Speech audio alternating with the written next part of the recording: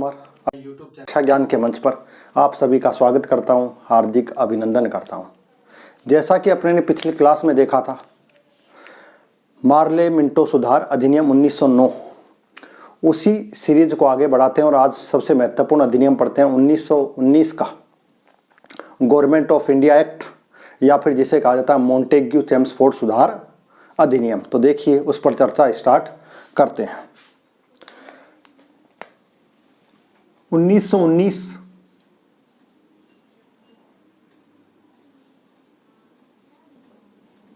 Montagu Chelmsford अधिनियम।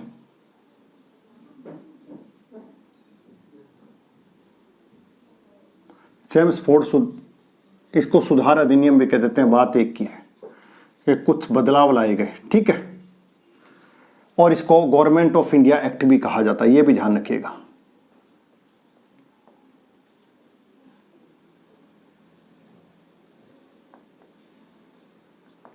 Act के नाम से भी इसको जाना जाता है।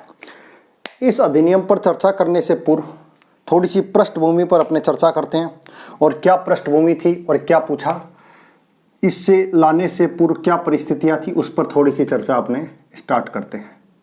देखिए पृष्ठभूमि की बात करते हैं।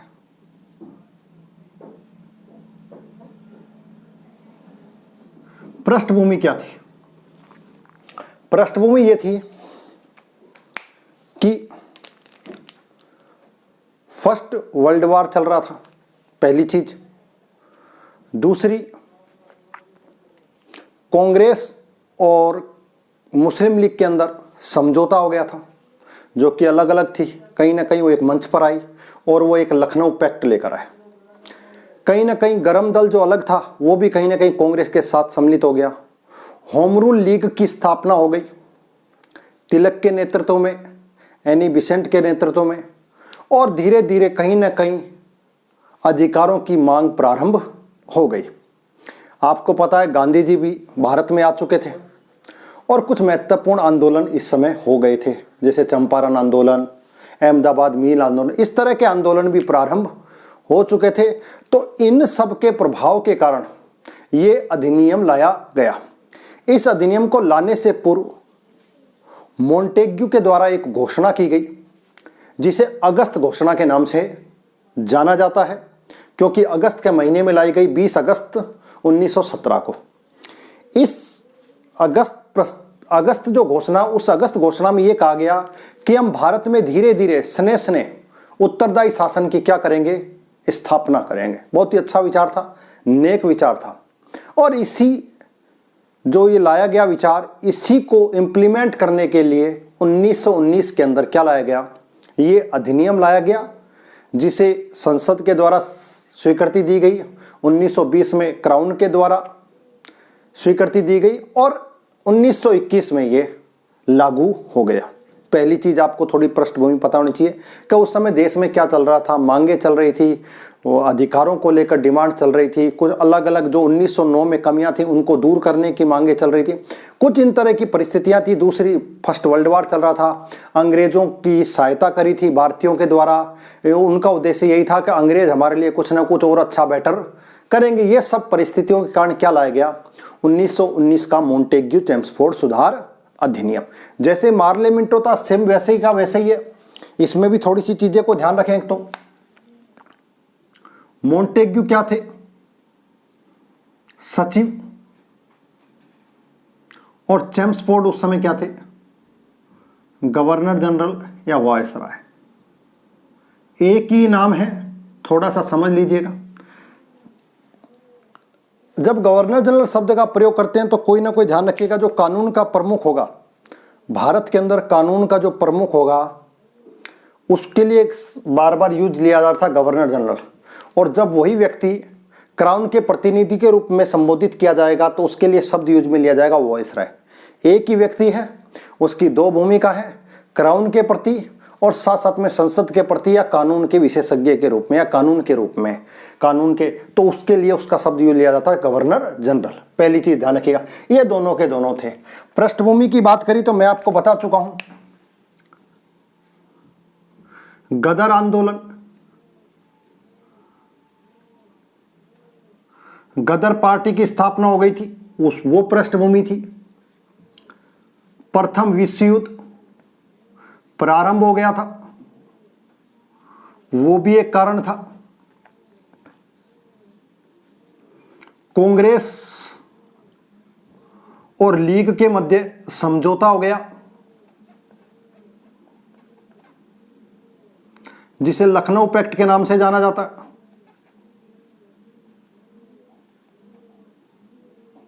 उसके अलावा होम रूल लीग की स्थापना,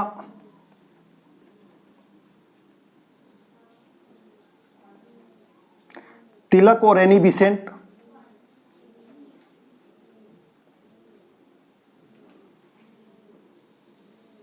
उसके अलावा बात करें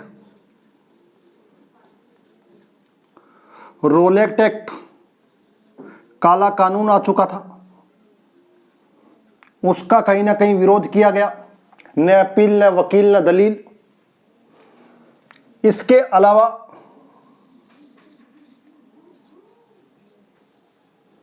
गांधी का आगमन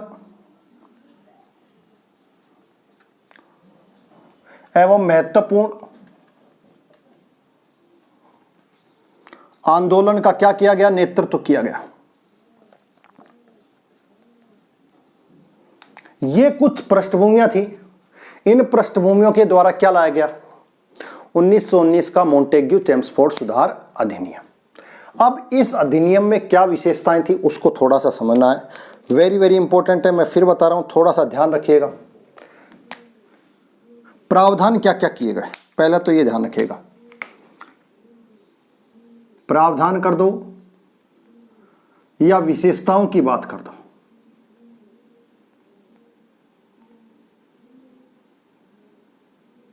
इस अधिनियम की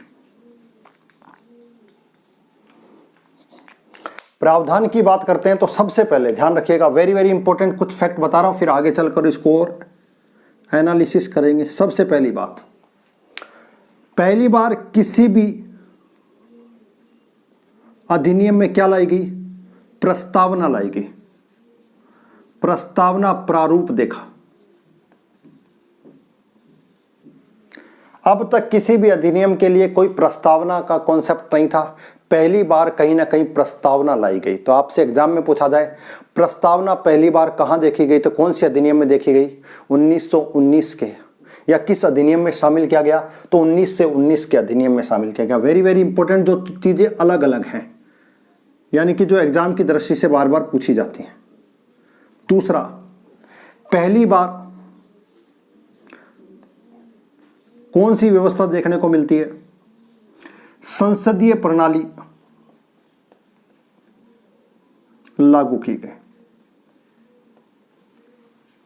संसदीय प्रणाली या फिर पार्लियामेंट सिस्टम पहली बार भारत में इंट्रोड्यूस हुआ है इस अधिनियम के माध्यम से। अब मैं आपसे पूछूं पार्लियामेंट सिस्टम क्या होता है, तो पार्लियामेंट सिस्टम का मतलब समझिएगा, ऐसा सिस्टम जिसके अंदर दो सदन होते हैं, एक को कह सकते हैं अपर हाउस और एक को लोअर हाउस।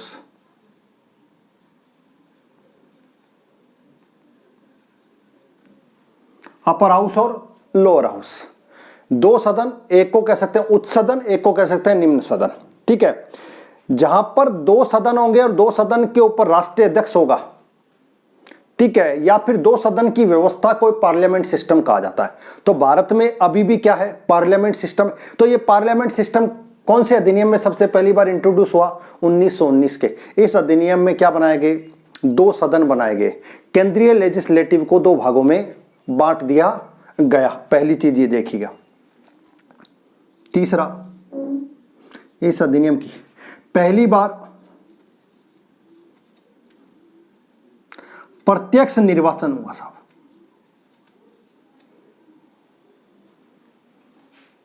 पहली बार कौन सी व्यवस्था देखने को मिली, प्रत्यक्ष डायरेक्ट इलेक्शन देखने को मिला। समझ में आ गई, ध्यान रखना, प्रत्यक्ष निर्वाचन चल रहा था लेकिन अप्रत्यक्ष निर्वाचन था। अब से पहले तक 1909 में भी क्या था, निर्वाचन तो था, लेकिन कैसा था, अप्रत्यक्ष निर्वाचन था। ठीक है, यहां पर प्रत्यक्ष निर्वाचन देखने को मिलता है। फोर्थ विशेषता, जो महत्वपूर्ण विशेषता है वही मैं आपको बता रहा हूं। प्रत्यक्ष निर्वाचन हो गया। वयस्क मताधिकार, वयस्क मताधिकार दिया गया, लेकिन ध्यान रखिएगा सीमित था। कैसा था, सीमित था। इलेक्शन हुए, डायरेक्ट वोटिंग हुई, वोटिंग का अधिकार भी दिया गया। समझ में आ गया। हाँ, ये अलग बात है कि वो अधिकार कुछ क्षेत्रों तक, कुछ लोगों तक ही क्या था, सीमित था, क्योंकि उसके लिए कुछ अनिवार्यताएं थी। जैसे वो टैक्स भरते होंगे, उनके पास प्रॉपर्टी होगी, वो एजुकेटेड होंगे, ऐसे कुछ प्रावधान इसमें किए गए। उन लोगों को ही इसमें क्या किया जा सकता था, वोट डाल सकते थे। तो कहीं ना कहीं, चाहे सीमित स्तर पर ही सही, कहीं ना कहीं भारत के अंदर इस तरह की व्यवस्था क्या हुई, प्रारंभ हुई। ये चीज ध्यान रखिएगा। उसके बाद और कौन सी विशेषता इस अधिनियम की है, पहली बार प्रांतों में उत्तरदायी शासन स्थापित किया गया।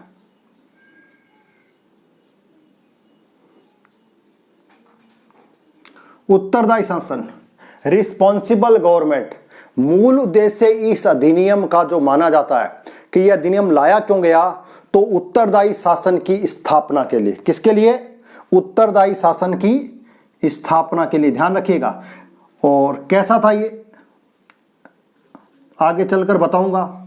इसमें भी एक शब्द ध्यान रखा, आंशिक, पूर्ण रूप से उत्तरदायी नहीं था। पहली चीज ध्यान रखिएगा। कहां पर लाया गया,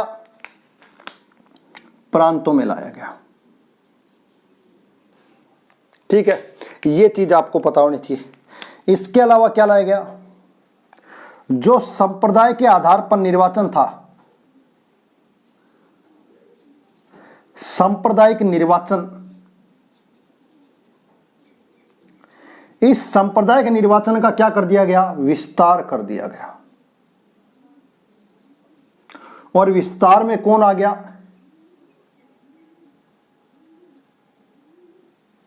यूरोपियन आ गए।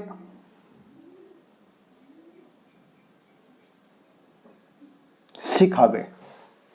इनको भी क्या दे दिया गया, संप्रदाय के आधार पर निर्वाचन कर दिया गया। यूरोपियन के अंदर आप पारसियों को, उनको मान सकते हो, कोई दिक्कत नहीं है।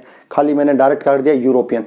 एंग्लो इंडियंस भी यहां पर आप कर सकते हो। बात एक ही है, ईसाइयों को कहूं, पारसियों को कहूं, यूरोपियन को कहूं, एंग्लो इंडियन को कहूं, और साथ साथ में सिखों को कहूं, बात एक ही है। तो मैंने ओवरऑल कर दिया यूरोपियन। क्या कर दिया, यूरोपियन। तो यूरोपियन और सिखों को भी क्या दे दिया गया, संप्रदाय के आधार पर निर्वाचन। तो जो 1909 का अधिनियम था, जिसमें आपको पता है मुस्लिम्स को सेपरेट इलेक्शन की व्यवस्था की गई थी, वही व्यवस्था का यहां पर फिर विस्तार हुआ।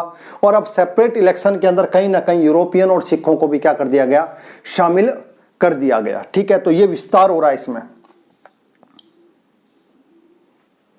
और इस अधिनियम में क्या विशेषताएं दी गई, तो वेरी वेरी इंपॉर्टेंट बता रहा हूं। प्रस्तावना हो गई, संसदीय व्यवस्था, प्रत्यक्ष निर्वाचन, वयस्क मताधिकार, प्रांतों में उत्तरदायी संप्रदाय। इसके अलावा जो गवर्नर जनरल था, उसकी वीटो पावर को क्या कर दिया गया, समाप्त कर दिया गया।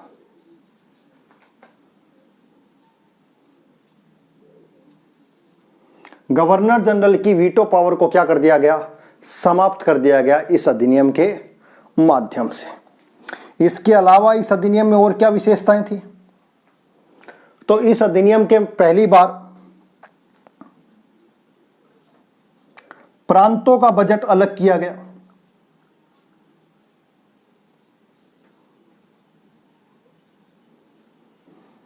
प्रांतों का बजट केंद्र के बजट से क्या किया गया, अलग किया गया। और यही व्यवस्था अब भी चली आ रही है, इसको पढ़िएगा। इसके अलावा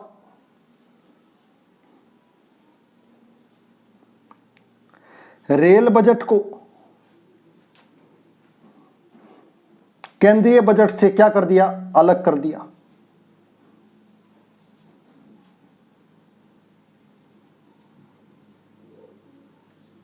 रेल बजट को केंद्रीय बजट से क्या कर दिया गया, अलग कर दिया गया। ये चीजें आपको सामान्य तौर पर ध्यान होनी चाहिए। इसके अलावा और क्या किया गया, और प्रावधान बता देता हूं। इंपोर्टेंट।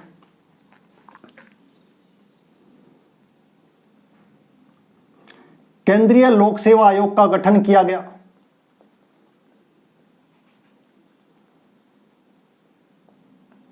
केंद्रीय लोक सेवा आयोग का गठन किया गया 1924, कार्य प्रारंभ हुआ 1926 से प्रारंभ हो गई व्यवस्था।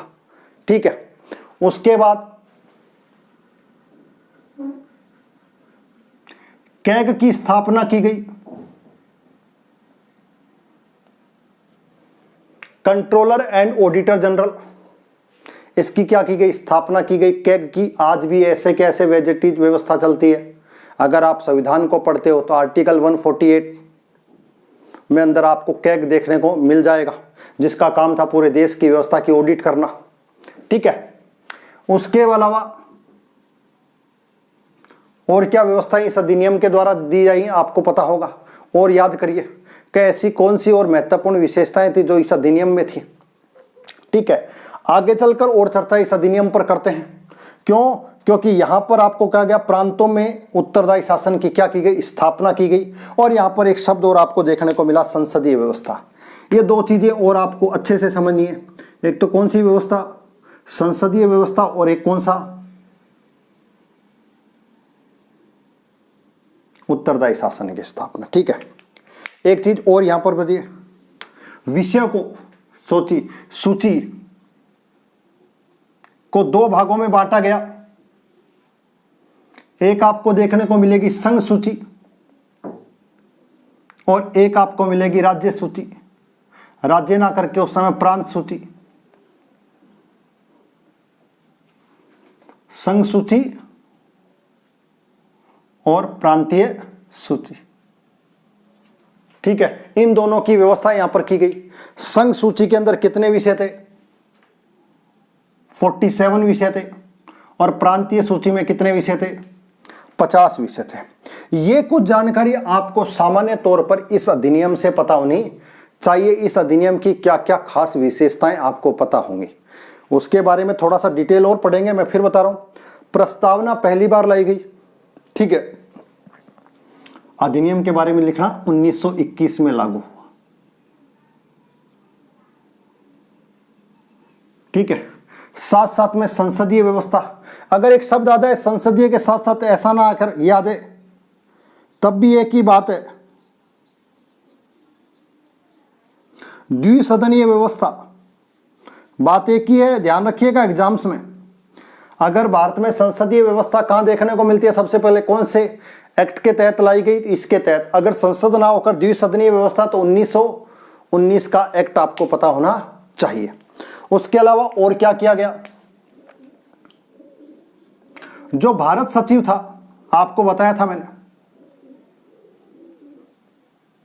उसके अधिकारों में क्या की गई, कटौती की गई।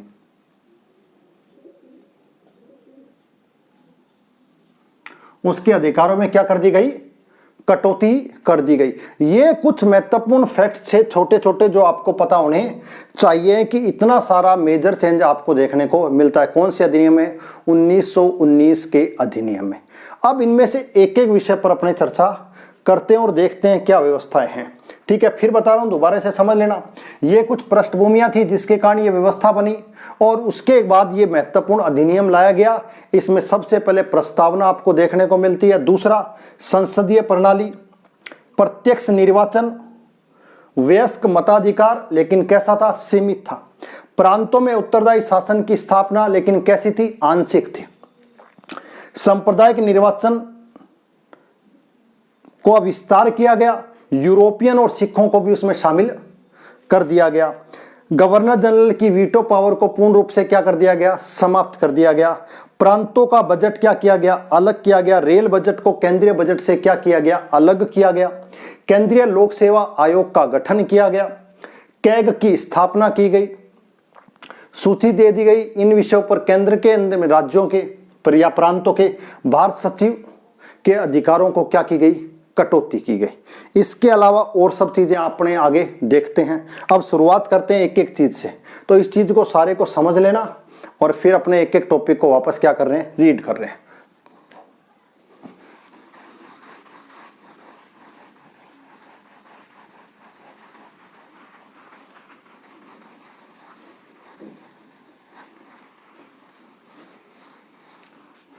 अब समझिए, जो अपने अब तक पढ़ते हुए आए थे उसमें सबसे पहला क्या था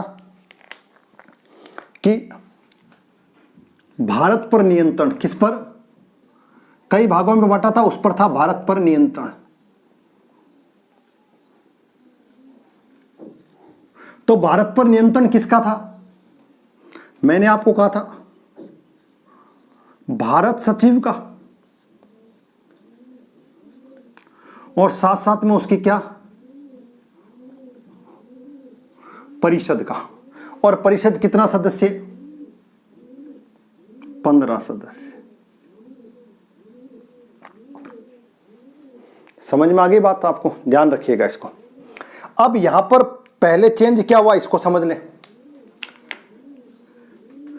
ये जो 15 सदस्य थी इनकी संख्या को कम कर दिया गया और का अधिकतम सदस्य कितने हो सकते हैं? 12 सदस्य हो सकते हैं। कितने सदस्य हो सकते हैं? 12 सदस्य। कहीं ना कहीं इन सदस्यों का जो कार्यकाल था उस कार्यकाल को भी कम कर दिया गया। कार्यकाल भी क्या कर दिया गया? कम कर दिया गया। तीसरा, भारत के सचिव के जो अधिकार थे कि हर कार्य के लिए अनुमति लेनी पड़ेगी, या गवर्नर जनरल जो भी कुछ कानून बनाएगा वो कानून की स्वीकृति कहीं ना कहीं किससे लेनी पड़ेगी? भारत सचिव से लेनी पड़ेगी। ऐसी बाध्यताओं को क्या कर दिया गया? समाप्त कर दिया गया। यानी कि इनके अधिकारों को क्या कर दिया गया? कम कर दिया गया, या हम कह सकते हैं शिथिल कर दिया गया, कि अब बहुत सारी चीजों की गवर्नर जनरल को भारत के सचिव से स्वीकृति लेने की आवश्यकता नहीं होगी। वो अपने स्तर पर भी क्या करेगा? चेंज कर देगा। ये एक परिवर्तन आपको देखने को मिलता है। दूसरा मेजर परिवर्तन आपको देखने को मिलता है कि ये जो भारत सचिव है और इसकी जो परिषद है, इसका जो भी खर्चा था वो खर्चा कहां से जाता था? भारतीय राजस्व से जाता था। इसका सबने विरोध किया कि भाई इसका खर्चा भारतीय राजस्व से क्यों जाता है।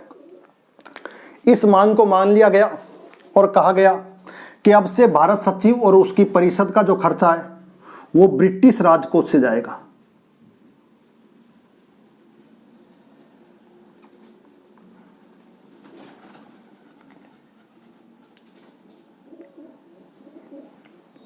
ठीक है। हाँ, अब ये भारतीय सचिव क्या काम करता था मैं आपको बता दूंगा। भारत के अंदर राजनीतिक और प्रशासनिक, लेकिन खाली राजनीतिक और प्रशासनिक काम नहीं होते थे, और भी सारे वर्क होते थे। तो बाकी सभी कार्यों के लिए क्या किया गया? तो ब्रिटिश संसद ने कहा भाई ये जो काम थे ये काम तो यही करेंगे, ठीक है, और अगर जब ये काम करते हैं तो इनका खर्चा ब्रिटिश राजकोष से जाएगा। सही बात है। लेकिन अब एक नया पद बना दिया गया जिसे उच्चायुक्त कहा गया, हाई कमिश्नर।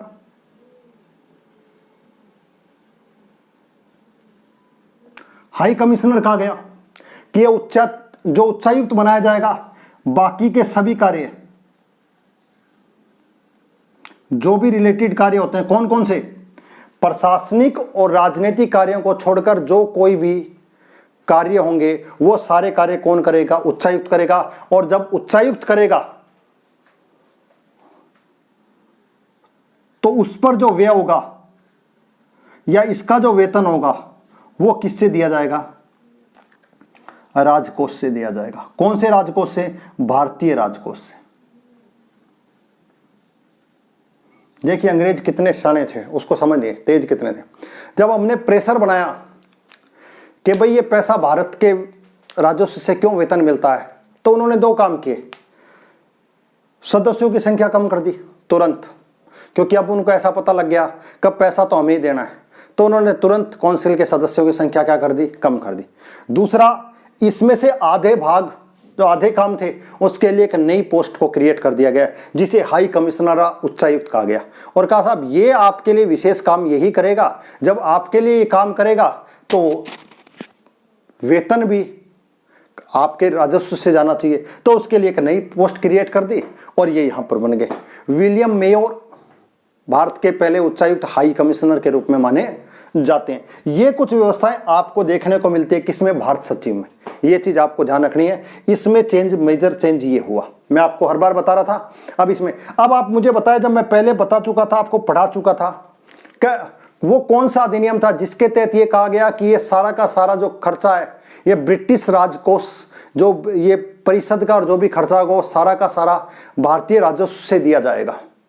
ये व्यवस्था कम से कम 1793 से चल रही थी, जो व्यवस्था आकर समाप्त होती है कब, 1919 के एक्ट में। ध्यान रखिएगा, ये कुछ चीजें आपको पता होनी चाहिए। वीटो पावर, मैंने कहा वीटो पावर समाप्त हो दी गई, वीटो पावर दी कब गई, तो ये भी आपको ध्यान होना चाहिए। एक वीटो पावर 1861 के एक्ट के तहत आप गवर्नर जनरल को वीटो पावर दी गई और यहां पर उससे वीटो पावर ले ली गई। तो पिछला जो भी पढ़ रहे हैं उसको रिकॉल करते रहे तो चीजें समझने में आसान हो जाती हैं कि कहां पर क्या चेंज हुआ है। तो ये चेंज आपको दिख गया। अब भारत के अंदर बात करते हैं कि भारत में क्या हुआ। ये तो इंग्लैंड में हुआ, मैं आपको बता चुका था। ये सारी व्यवस्था कहां हो रही है, इंग्लैंड में हो रही है। अब अपने आगे की चीजों को और चर्चा करते हैं और देखते हैं आगे और क्या क्या परिवर्तन आपको देखने को मिलते हैं। वो परिवर्तन तो इंग्लैंड में देखने को आपको मिला, ये परिवर्तन आपको कहां देखने को मिलता है उसको देखिए। अब भारत के अंदर क्या परिवर्तन हो रहा है उसको देखिए। भारत के अंदर जो परिवर्तन हो रहा है, तो भारत के अंदर व्यवस्था क्या थी, गवर्नर जनरल और उसकी परिषद। इस गवर्नर जनरल की परिषद में पहले एक सदस्य हुआ करता था, अब इनकी संख्या को बढ़ाकर कितना कर दिया गया, 3 सदस्य।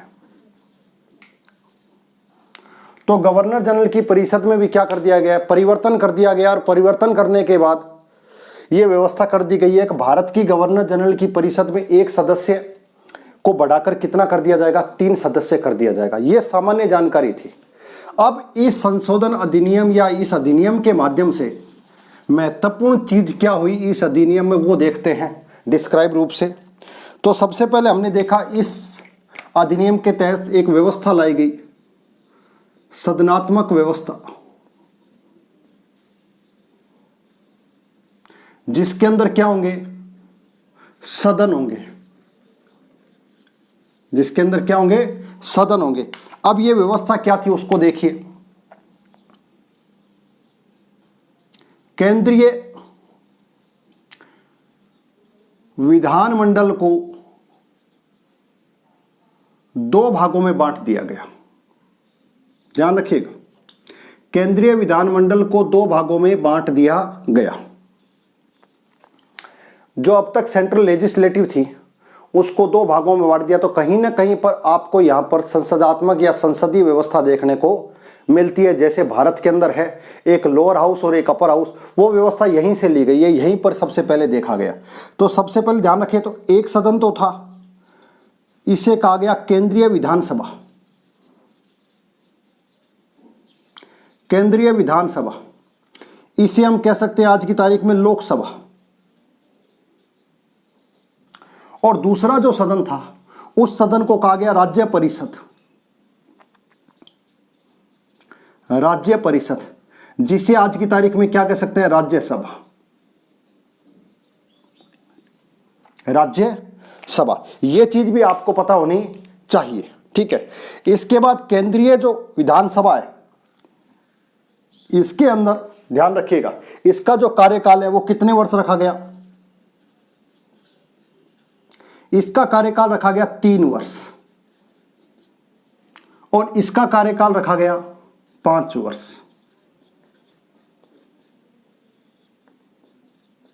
5 वर्ष, ध्यान रखिएगा। पहली चीज, इसके अंदर सदस्यों की संख्या जो थी वो सदस्यों की संख्या कितनी रखी गई, 145। और इसके अंदर सदस्यों की संख्या कितनी रखी गई, 60 रखी गई। इन 145 सदस्यों के अंदर कुछ सदस्य क्या होंगे, निर्वाचित होंगे, और कुछ सदस्य क्या होंगे, मनोनीत होंगे। समझना, इसमें भी यही कॉन्सेप्ट, कुछ सदस्य क्या होंगे, मनोनीत होंगे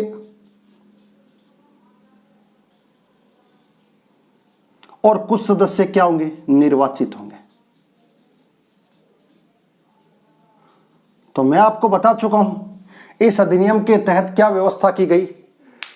इस अधिनियम के तहत क्या व्यवस्था की गई, तो ध्यान रखिएगा, इस अधिनियम के तहत पहली बार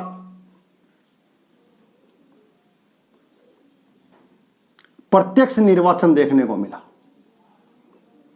कैसा निर्वाचन, तो आपसे पूछा था ऐसा कौन सा अधिनियम है जिसमें प्रत्यक्ष निर्वाचन की व्यवस्था देखने को मिलती है, तो कौन सा, 1919 का प्रत्यक्ष निर्वाचन था। साथ साथ में क्या था, वयस्क मताधिकार दिया गया।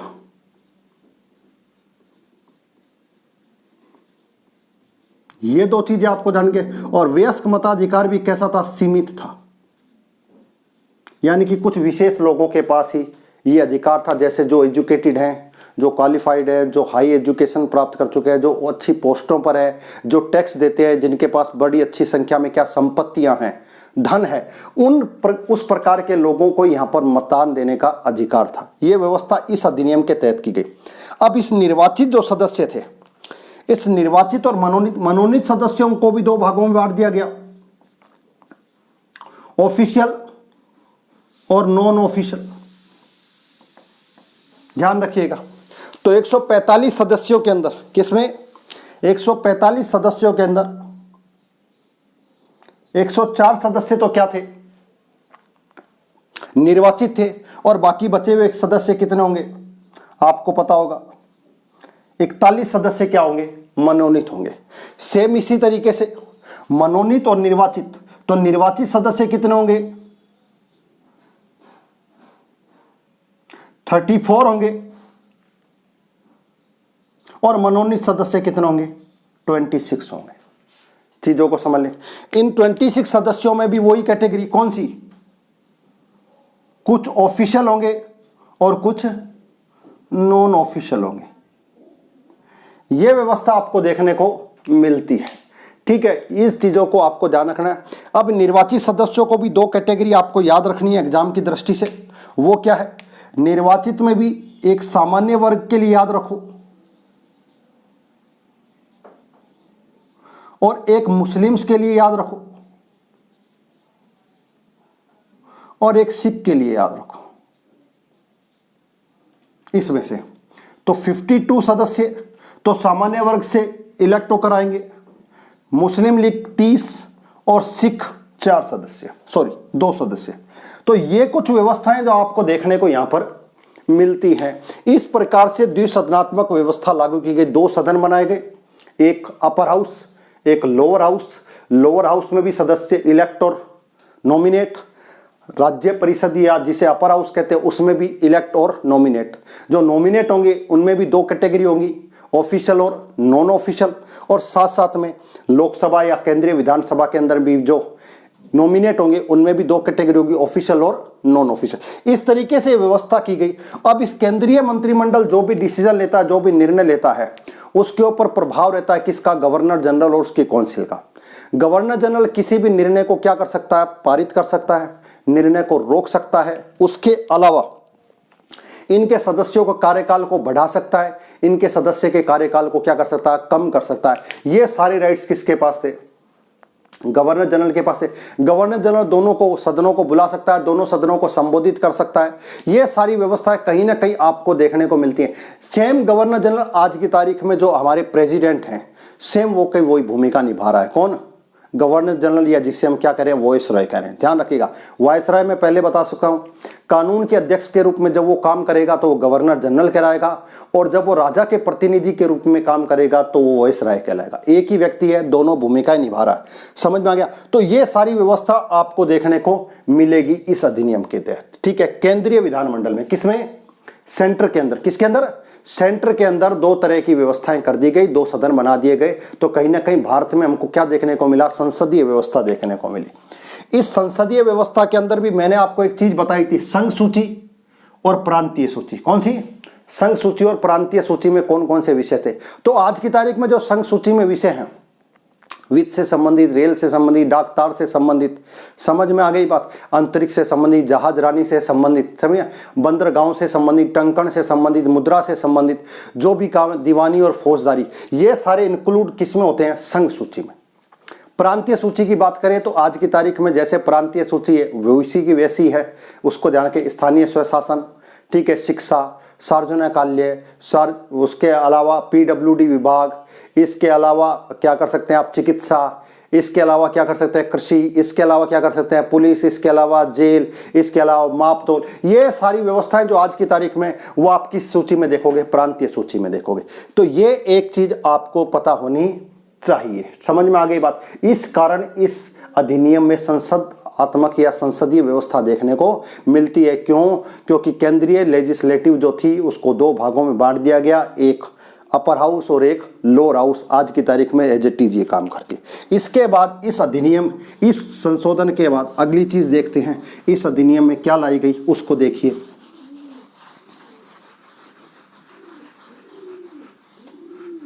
एक और महत्वपूर्ण पॉइंट बचा हुआ है इसका, उसको भी देख लो, ठीक है। इसके बाद इस अधिनियम में महत्वपूर्ण चीज जो लाई गई उसको देखिए। तो इसमें कहा गया उत्तरदायी शासन की स्थापना। उत्तरदायी शासन, कहां पर उत्तरदायी शासन? प्रांतों में, ध्यान रखिएगा, केंद्र में नहीं है, प्रांतों में उत्तरदायी शासन। और उत्तरदायी शासन भी कैसा था? आंशिक था। उत्तरदायी शासन का मतलब रिस्पॉन्सिबल गवर्नमेंट, रिस्पॉन्सिबल गवर्नमेंट। इस उत्तरदायी शासन की स्थापना करने के लिए प्रांतों के अंदर क्या व्यवस्था की गई? जो प्रांत में जितने भी विषय थे उन विषयों को दो भागों में बांट दिया गया।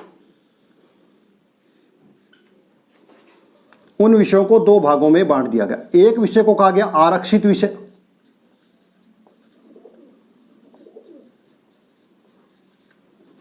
और एक विषय को कहा गया हस्तांतरित विषय।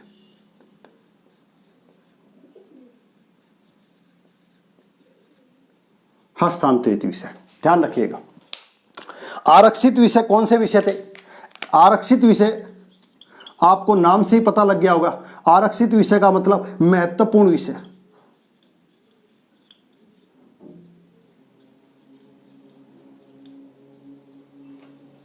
महत्वपूर्ण विषय। और हस्तांतरित विषय की बात करें,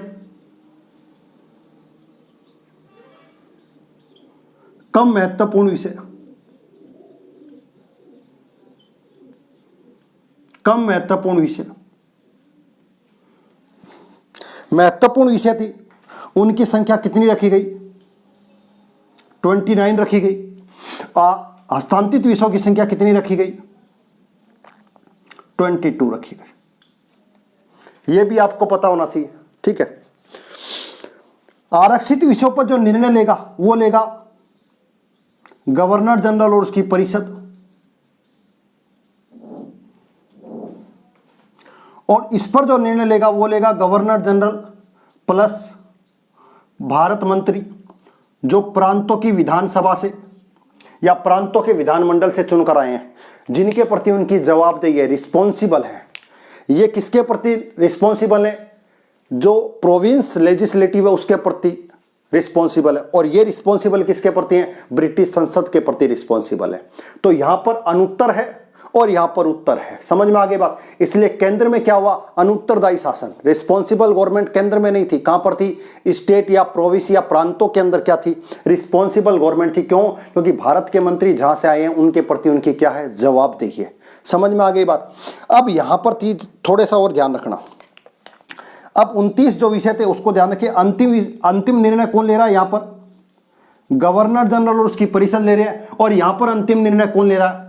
गवर्नर जनरल और भारत के मंत्री। यानी कि दोनों जगह पर गवर्नर जनरल ही महत्वपूर्ण है। कहने के लिए भारत के मंत्रियों को शामिल किया गया है, वो विधानसभा के प्रति, प्रांतों की उसके प्रति जवाबदेह भी हैं, लेकिन उसके बावजूद भी उनके साथ किसको रखा गया है? गवर्नर जनरल को। यानी कि कहने का मतलब है गवर्नर जनरल ऑथराइज्ड वहां पर ज्यादा है। तो दोनों ही जगह गवर्नर जनरल की भूमिका ज्यादा। इसलिए मैंने आपको कहा कि क्या लिखा गया है? आंशिक लिखा गया है। पूर्ण उत्तरदायी शासन की स्थापना नहीं की गई। और ये जो दोनों व्यवस्थाएं थी, ये आरक्षित और अनारक्षित जो विषय है, इसके कारण इस व्यवस्था को कहा जाता है द्वैत शासन। क्या कहा गया? द्वैत शासन, यानी कि दोहरा शासन। दोहरा शासन। और इस दोहरे शासन को का श्रेय किसको जाता है? एक व्यक्ति है जिसका नाम है लियोनिस कॉर्टिस। ये चीज आपको ध्यान रखनी है, ठीक है। दोहरा शासन क्यों गया?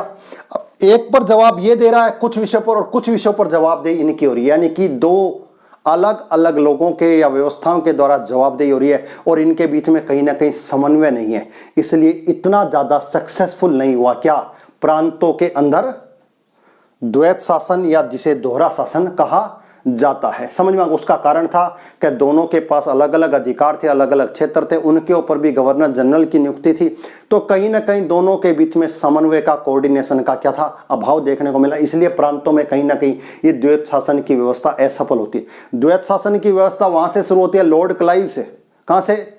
लॉर्ड क्लाइव से ये व्यवस्थाएं कहीं ना कहीं प्रारंभ होती है, और उसी को आप लगातार कहीं ना कहीं किसी न किसी स्वरूप में देख रहे हो। ये चीज ध्यान रखिएगा। अब 29 विषयों में जो महत्वपूर्ण विषय थे वो कैसे थे? वित्त हो गया, भू राजस्व हो गया, न्याय हो गया, पुलिस हो गई, बिजली हो गई, खान हो गया, सार्वजनिक सेवाएं हो गई। सार्वजनिक सेवाएं आपको देखने को मिलती है। ये कुछ महत्वपूर्ण विषय थे जो किस में रखे गए? आरक्षित विषय में रखे गए। सिंचाई, अब उसमें सबसे बड़ा कोऑर्डिनेशन की कमी क्या हो रही है? यहां तो कृषि दे रहे हैं और यहां दे रहे हैं सिंचाई, यहां दे रहे हैं उद्योग और यहां पर दे रहे हैं वित्त। तो कहीं ना कहीं ये सारे डिपेंड किस पर हो गए? इस पर। जब तक यहां से कोई स्वीकृति नहीं मिलेगी तो ये कुछ भी कर लें, वो कार्य होगा ही नहीं। क्यों? क्योंकि इसकी मूल रूप से वित्त कहीं ना कहीं, वित्त की पावर कहां पर है? इनके पास है। इसलिए इनको क्या कहा गया? रिजर्व्ड कहा गया। क्या कहा गया? आरक्षित कहा गया, महत्वपूर्ण विषय कहे गए। इसके अलावा इनके पास क्या था? तो इनके पास आपको पता ही है, शिक्षा, चिकित्सा, स्वास्थ्य, आबकारी, ये इस प्रकार के विषय आपको देखने को यहां पर देखने मिलते हैं जो गैर जरूरी हैं। कैसे हैं? गैर जरूरी है। आपको यहां पर इस प्रकार का कोई भी व्यवस्था देखने को नहीं मिलेगी। साफ सफाई से संबंधित स्थानीय स्वशासन, स्थानीय स्वशासन, उद्योग मिल जाएगा। तो ये कुछ महत्वपूर्ण चीजें हैं जो आपको पता है। माप तोल मिल जाएगा। तो ऐसे विषय, साफ सफाई के इस तरह के विषय यहां पर रखे गए और महत्वपूर्ण विषय यहां पर रखे गए, और दोनों के ऊपर गवर्नर जनरल रखा गया, और गवर्नर जनरल की अनुमति के बिना कुछ भी नहीं होगा। तो इस कारण से ये व्यवस्था आपको यहां पर देखने को मिलती है। ये दो चीजें आपके दिमाग में हमेशा याद रहनी चाहिए। एग्जाम में यहां से बार बार प्रश्न पूछा जाता है। इसके अलावा इसमें क्या महत्वपूर्ण चीजें रह गई उसको थोड़ा सा और देख लें। और क्या रह गया इस अधिनियम में?